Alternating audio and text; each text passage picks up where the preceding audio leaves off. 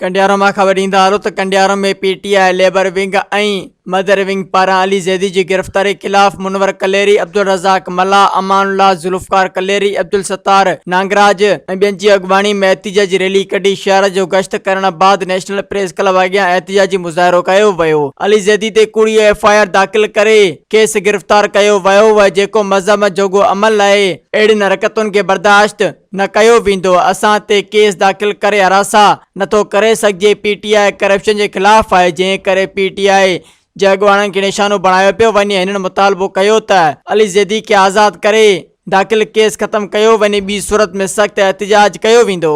मज़ीद ख़बरनि ऐं तफ़सीलात लाइ विज़िट कयो असांजी वेबसाइट www.awamiNewsHD.com ऐं ॾिसंदा रहो अवामी न्यूज़ HD।